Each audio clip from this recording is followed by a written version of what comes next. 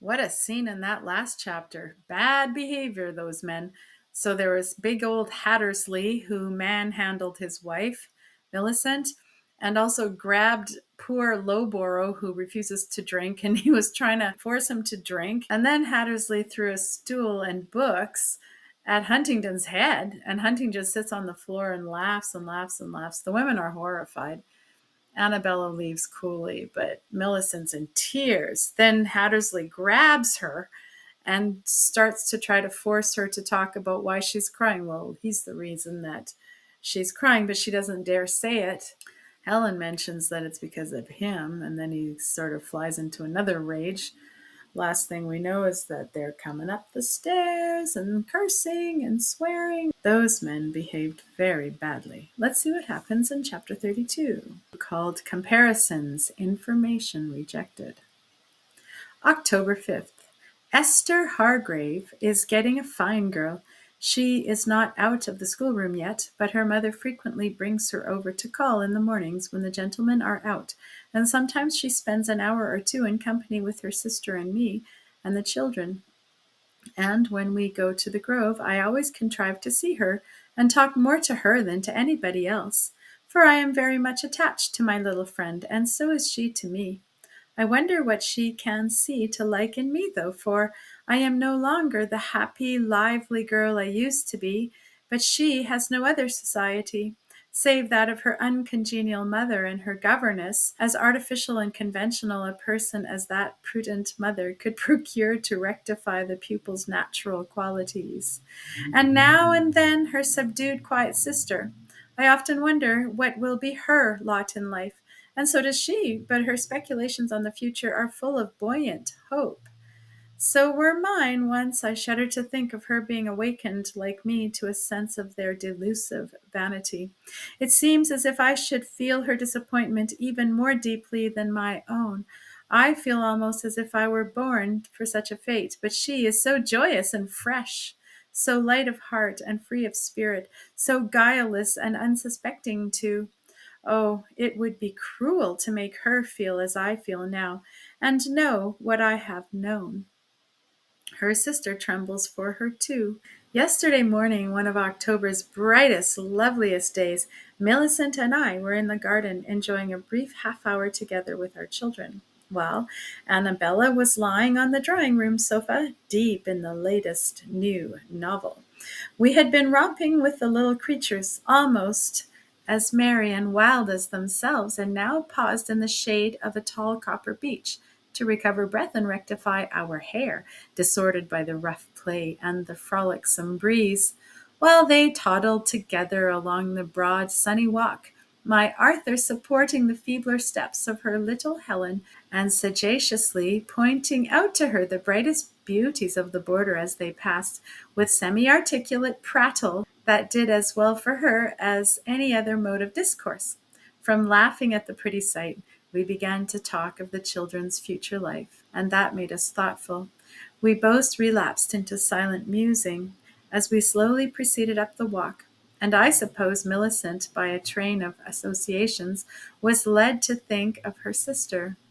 "Helen," said she, "you often see Esther, don't you?" "Not very often." "But you have more frequent opportunities of meeting her than I have, and she loves you, I know, and reverences you too.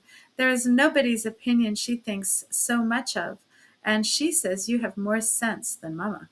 That is because she is self-willed, and my opinions more generally coincide with her own than your mamma's. But what then, Millicent?" "Well, since you have so much influence with her, I wish you would seriously impress it upon her never, on any account, or for anybody's persuasion, to marry for the sake of money, or rank, or establishment, or any earthly thing, but true affection and well-grounded esteem." "There is no necessity for that," said I, "for we have had some discourse on that subject already, and I assure you her ideas of love and matrimony are as romantic as anyone could desire." "But romantic notions will not do. I want her to have true notions." "Very right. But in my judgment, what the world stigmatizes as romantic is often more nearly allied to the truth than is commonly supposed. For if the generous ideas of youth are too often overclouded by the sordid views of afterlife, that scarcely proves them to be false. Well, but if you think her ideas are what they ought to be, strengthen them, will you? And confirm them as far as you can. For I had romantic notions once, and I don't mean to say that I regret my lot, for I am quite sure I don't. But I understand you, said I. You are contented for yourself, but you would not have your sister to suffer the same as you. No, or worse. She might have far worse to suffer than I, for I am really contented, Helen, though you mayn't think it. I speak the solemn truth in saying that I would not exchange my husband for any man on earth, if I might do it by the plucking of this leaf. Well, I believe you. Now that you have him, you would not exchange him for another, but then you would gladly exchange some of his qualities for those of better men. Yes, just as I would gladly exchange some of my own qualities for those of better women. For neither he nor I are perfect, and I desire his improvement as earnestly as my own. And he will improve, don't you think so, Helen? He is only 26 yet. He may, I answered. He will, repeated she. Excuse the faintness of my acquiescence, Milicent. I would not discourage your hopes for the world, but mine have been so often disappointed that I am become as cold and doubtful in my expectations as the flattest of octogenarians. And yet you do hope still, even for Mr. Huntingdon. I do, I confess, even for him, for it seems as if life and hope must cease together. And is he so much worse, Milicent, than Mr. Hattersley? Well, to give you my candid opinion, I think there is no comparison between them. But you mustn't be offended, Helen, for you know I always speak my mind, and you may speak yours too. I shan't care. I am not offended, love, and my opinion is that if there be a comparison made between the two, the difference for the most part is certainly in Hattersley's favor. Millicent's own heart told her how much it cost me to make this acknowledgment, and with a childlike impulse she expressed her sympathy by suddenly kissing my cheek without a word of reply, and turning quickly away, caught up her baby and hid her face in its frock. How odd it is that we so often weep for each other's distresses when we shed not a tear for our own. Her heart had been full enough of her own sorrows, but it overflowed at the idea of mine, and I too shed tears on the night of her sympathetic emotion, though I had not wept for myself for many a week. But Millicent's satisfaction in her choice is not entirely feigned. She really loves her husband, and it is too true that he loses nothing by comparison with mine. Either he is less unbridled in his excesses, or owing to his stronger, hardier frame, they produce a much less deleterious effect upon him. For he never reduces himself to a state in any degree bordering on imbecility, and with him the worst effect of a night's debauch is a slight increase of irascibility. Or it may be a season of sullen ferocity on the following morning. There is nothing of that lost, depressing appearance, that peevish, ignoble fretfulness that wears one out with very shame for the transgressor.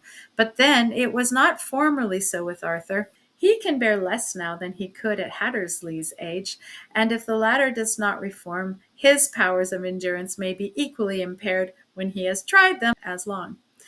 He has 5 years the advantage of his friend, and his vices have not mastered him yet. He has not folded them to him and made them a part of himself. This seems to sit loose upon him like a cloak that he could throw aside at any moment if he would. But how long will that option be left him? Though a creature of passion and sense, regardless of the duties and the higher privileges of intelligent beings, he is no voluptuary. He prefers the more active and invigorating animal enjoyments to those of a more relaxing, enervating kind. He does not make a science of the gratification of his appetites, either in the pleasures of the table or anything else. He eats heartily what is set before him without demeaning himself by any of that abandonment to the plate and the eye, that unbecoming particularity in approval or disapproval, which it is so hateful to witness in those we would esteem. Arthur, I fear, would give himself up to luxury as a chief good, and might ultimately plunge into the grossest excesses, but for the fear of irremediably blunting his appetites and destroying his powers of further enjoyment. For Hattersley, graceless ruffian as he is, I believe there is a more reasonable ground of hope, and far be it from me to blame poor Milicent for his delinquencies, but I do think that if she had the courage or the will to speak her mind about them and maintain her point unflinchingly, there would be more chance of his reclamation. And he would be likely to treat her better and love her more in the end. I'm partly led to think so by what he said to me himself not many days ago. I propose to give her a little advice on the subject sometime, but still I hesitate from the consciousness that her ideas and disposition are both against it. And if my counsels fail to do good, they would do harm by making her more unhappy. It was one rainy day last week. Most of the company were killing time in the billiard room, but Millicent and I were with little Arthur and Helen in the library, and between our books, our children, and each other, we expected to make out a very agreeable morning. We had not been thus secluded above 2 hours. However, when Mr. Hattersley came in, attracted, I suppose, by the voice of his child as he was crossing the hall, for he is prodigiously fond of her, and she of him. He was redolent of the stables, where he had been regaling himself with the company of his fellow creatures, the horses, ever since breakfast. But that was no matter to my little namesake. As soon as the colossal person of her father darkened the door, she uttered a shrill scream of delight, and, quitting her mother's side, ran crowing towards him, balancing her course with outstretched arms, and embracing his knee, threw back her head and laughed in his face. He might well look down smilingly upon those small fair features radiant with innocent mirth, those clear blue shining eyes, and that soft flaxen hair cast back upon the little ivory neck and shoulders. Did he not think how unworthy he was of such a possession? I fear no such idea crossed his mind. He caught her up, and there followed some minutes of very rough play, during which it is difficult to say whether the father or the daughter laughed and shouted the loudest. At length, however, the boisterous pastime terminated. Suddenly, as might be expected, the little one was hurt and began to cry, and its ungentle playfellow tossed it into its mother's lap, bidding her make all straight, as happy to return to that gentle comforter as it had been to leave her. The child nestled in her arms and hushed its cries in a moment, and sinking its little weary head on her bosom, soon dropped asleep. Meantime, Mr. Hattersley strode up to the fire, and, interposing his height and breadth between us and it, stood with arms akimbo, expanding his chest and gazing round him, as if the house and all in its appurtenances and contents were his own undisputed possessions. "Deuced bad weather this," he began. "There'll be no shooting today, I guess." Then, suddenly lifting up his voice, he regaled us with a few bars of a rollicking song, which, abruptly ceasing, he finished the tune with a whistle, and then continued, "I say, Mrs. Huntingdon, what a fine stud your husband has. Not large, but good.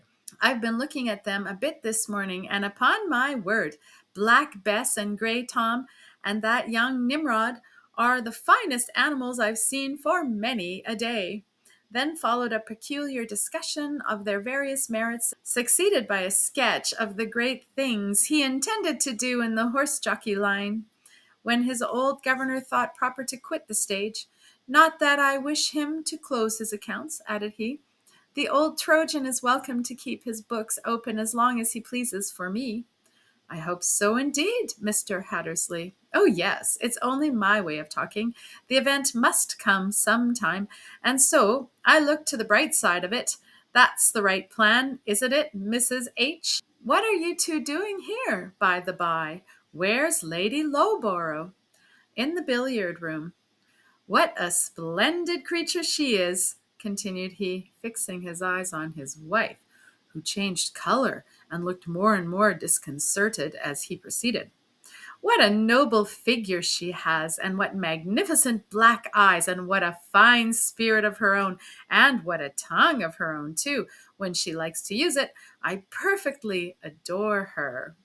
But never mind Millicent, I wouldn't have her for my wife, not if she'd a kingdom for her dowry. I'm better satisfied with the one I have. Now then, what do you look so sulky for? Don't you believe me? Yes, I believe you, murmured she, in a tone of half sad, half sullen resignation, and she turned away to stroke the hair of her sleeping infant that she had laid on the sofa beside her. Well, then, what makes you so cross? Come here, Milly, and tell me why you can't be satisfied with my assurance. She went, and putting her little hand within his arm, looked up in his face and said softly, what does it amount to, Ralph? Only to this, that though you admire Annabella so much, and for qualities that I don't possess, you would still rather have me than her for your wife, which merely proves that you don't think it necessary to love your wife. You are satisfied if she can keep your house and take care of your child, but I'm not cross. I am only sorry, for, added she in a low, tremulous accent, withdrawing her hand from his arm, and bending her looks on the rug, if you don't love me, you don't, and it can't be helped. Very true.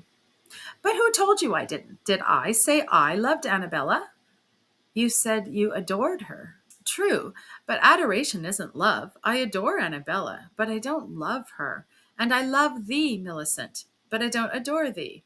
In proof of its affection, he clutched a handful of her light brown ringlets and appeared to twist them unmercifully. Do you really, Ralph? Murmured she with a faint smile beaming through her tears, just putting up her hand to his, in token that he pulled rather too hard. To be sure I do, responded he, only you bother me rather sometimes. I bother you? Cried she in very natural surprise. Yes, you, but only by your exceeding goodness. When a boy has been cramming raisins and sugar plums all day, he longs for a squeeze of sour orange by way of change. And did you never, Milly, observe the sands on the seashore, how nice and smooth they look, and how soft and easy they feel to the foot?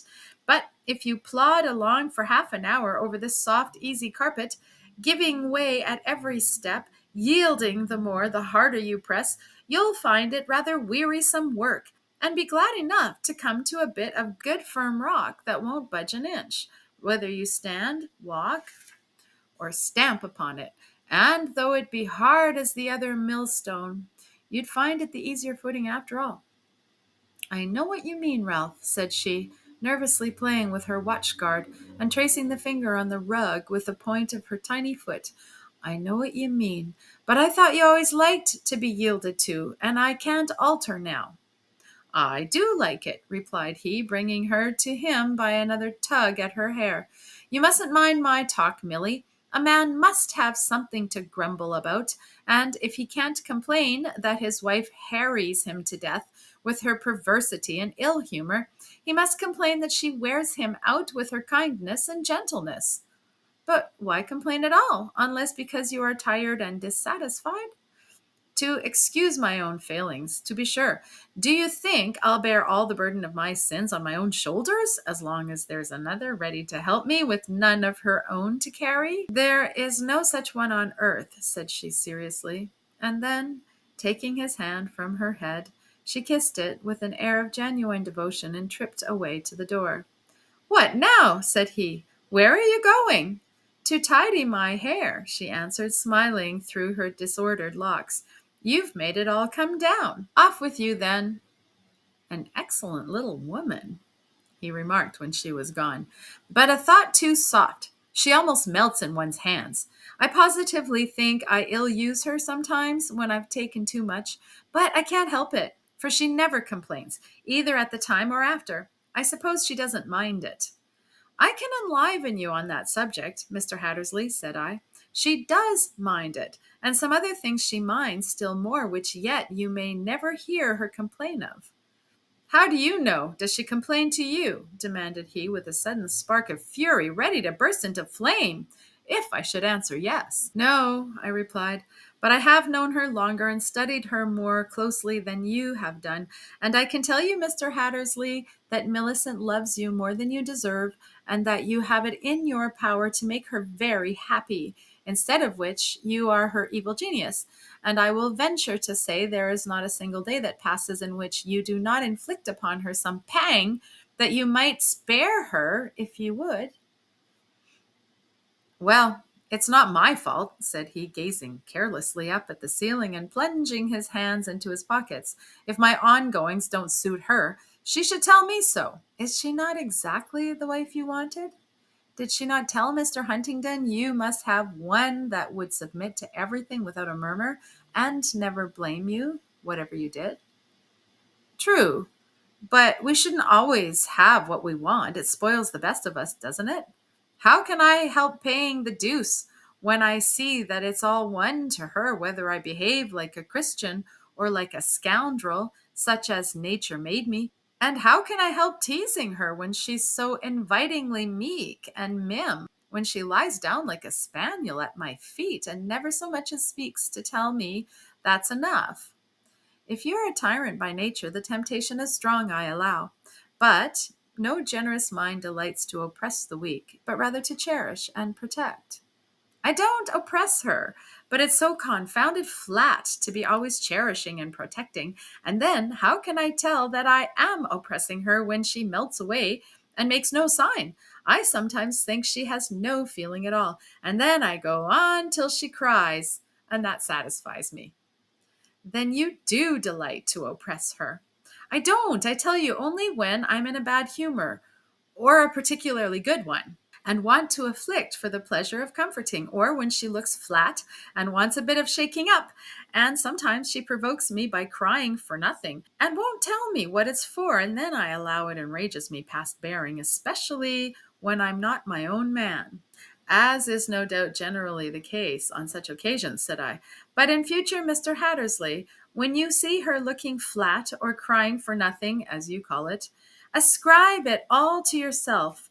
Be assured it is something you have done amiss or your general misconduct that distresses her. I don't believe it. If it were, one should tell me so. I don't like that way of moping and fretting in silence and saying nothing. It's not honest. How can she expect me to mend my ways at that rate? Perhaps she gives you credit for having more sense than you possess and deludes herself with the hope that you will one day see your own errors and repair them, if left to your own reflection. None of your sneers, Mrs. Huntingdon. I have the sense to see that I'm not always quite correct, but sometimes I think that's no great matter, as long as I injure nobody but myself. It is a great matter, interrupted I, both to yourself, as you will hereafter find to your cost, and to all connected with you, most especially your wife. But indeed, it is nonsense to talk about injuring no one but yourself. It is impossible to injure yourself, especially by such acts as we allude to, without injuring hundreds, if not thousands beside, in a greater or less degree, either by the evil you do or the good you leave undone.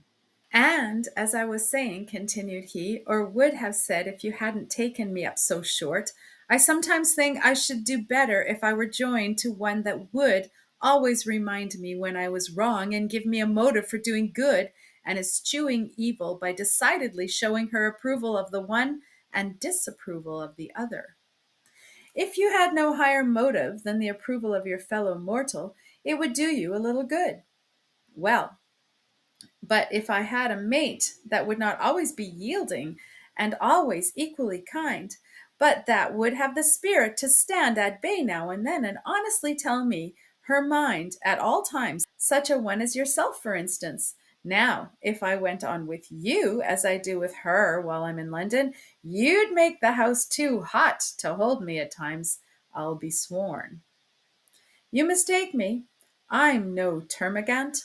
Well, all the better for that, for I can't stand contradiction in a general way, and I'm as fond of my own will as another, only I think too much of it doesn't answer for any man. Well, I would never contradict you without a cause, but certainly I could always let you know what I thought of your conduct, and if you oppressed me in body, mind, or estate, you should at least have no reason to suppose I didn't mind. I know that, my lady. And I think if my little wife were to follow the same plan, it would be better for us both. I'll tell her. No, no, let her be. There's much to be said on both sides, and now I think upon it, Huntingdon often regrets that you are not more like her, scoundrelly dog that he is. And you see, after all, you can't reform him. He's 10 times worse than I am. He's afraid of you, to be sure. That is, he's always on his best behavior in your presence. But I wonder what his worst behavior is like then. I could not forbear observing. Why, to tell you the truth, it's very bad indeed. Isn't it, Hargrave? Said he, addressing that gentleman who had entered the room unperceived by me, for I was now standing near the fire, with my back to the door. Isn't Huntingdon, he continued, as great a reprobate as ever was damned? His lady will not hear him censured with impunity, replied Mr. Hargrave, coming forward. But I must, I say, thank God I am not such another. Perhaps it would become you better, said I, to look at what you are and say, God be merciful to me, a sinner. You are severe, returned he, bowing slightly and drawing himself up with a proud yet injured air. Hattersley laughed and clapped him on the shoulder, moving from under his hand with a gesture of insulted dignity. Mr. Hargrave took himself away to the other end of the rug. Isn't it a shame, Mrs. Huntingdon? Cried his brother-in-law. I struck Walter Hargrave when I was drunk, the second night after we came, and he's turned a cold shoulder on me ever since, though I asked his pardon the very morning after it was done. Your manner of asking it, returned the other, and the clearness with which you remembered the whole transaction showed you were not too drunk to be fully conscious of what you were about, and quite responsible for the deed. You wanted to interfere between me and my wife, grumbled Hattersley, and that is just enough to provoke any man. You justify it then? Said his opponent, darting upon him a most vindictive glance. No, I tell you, I wouldn't have done it if I hadn't been under excitement, and if you chose to bear malice for it after all the handsome things I've said, do so and be damned. I would refrain from such language in a lady's presence, at least, said Mr. Hargrave, hiding his anger under a mask of disgust. What have I said? Returned Hattersley. Nothing but heaven's truth. He will be damned, won't he, Mrs. Huntingdon, if he doesn't forgive his brother's trespasses? You ought to forgive him, Mr. Hargrave, since he asks you, said I. So you say so, then I will. And smiling almost frankly, he stepped forward and offered his hand. It was immediately clasped in that of his relative, and the reconciliation was apparently cordial on both sides. The affront, continued Hargrave, turning to me, owed half its bitterness to the fact of its being offered in your presence, and since you bid me forgive it, I will, and forget it too. I guess the best return I can make will be to take myself off, muttered Hattersley with a broad grin. His companion smiled, and he left the room. This put me on my guard. Mr. Hargrave turned seriously to me and earnestly began, Dear Mrs. Huntingdon, how I have longed for, yet dreaded this hour. Do not be alarmed, he added, for my face was crimson with anger. I am not about to offend you with any useless entreaties or complaints. I am not going to presume to trouble you with the mention of my own feelings or your perfections. But I have something to reveal to you, which you ought to know, and which yet it pains me inexpressibly. Then don't trouble yourself to reveal it. But it is of importance. If so, I shall hear it soon enough, especially if it is bad news, as you seem to consider it. At present, I am going to take the children to the nursery. But can't you ring and send them? No, I want the exercise of a run to the top of the house. Come, Arthur. But you will return. Not yet. Don't wait. Then when may I see you again? At lunch, said I, departing with little Helen in one arm and leading Arthur by the hand. He turned away, muttering some sentence of impatient censure or complaint in which heartless was the only distinguishable word. What nonsense is this, Mr. Hargrave? Said I, pausing in the doorway. What do you mean? Oh, nothing. I did not intend you should hear my soliloquy. But the fact is, Mrs. Huntingdon, I have a disclosure to make, painful for me to offer it as for you to hear, and I want you to give me a few minutes of your attention in private at any time and place you like to appoint. It is from no selfish motive that I ask it, and not for any cause that could alarm your superhuman purity. Therefore, you need not kill me with that look of cold and pitiless disdain. I know too well the feelings with which the bearers of bad tidings are commonly regarded, not to— What is this wonderful piece of intelligence? Said I, impatiently interrupting him. If it is anything of real importance, speak it in 3 words before I go. In 3 words I cannot. Send those children away and stay with me. No, keep your bad tidings to yourself. I know it is something I don't want to hear, and something that you would displease me by telling. You have divined too truly, I fear. But still, since I know it, I feel it is my duty to disclose it to you.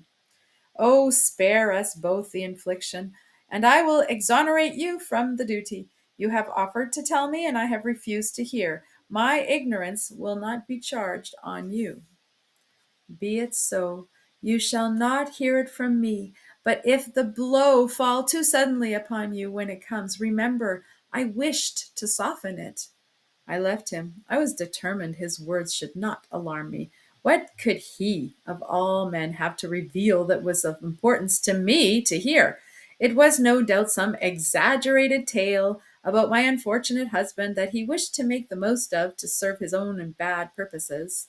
Sixth, he has not alluded to this momentous mystery since, and I have seen no reason to repent of my unwillingness to hear it. The threatened blow has not been struck yet, and I do not greatly fear it. At present, I am pleased with Arthur. He has not positively disgraced himself for upwards of a fortnight. And all this last week he has been so very moderate in his indulgence at table that I can perceive a marked difference in his general temper and appearance. Dare I hope this will continue? End of chapter 32.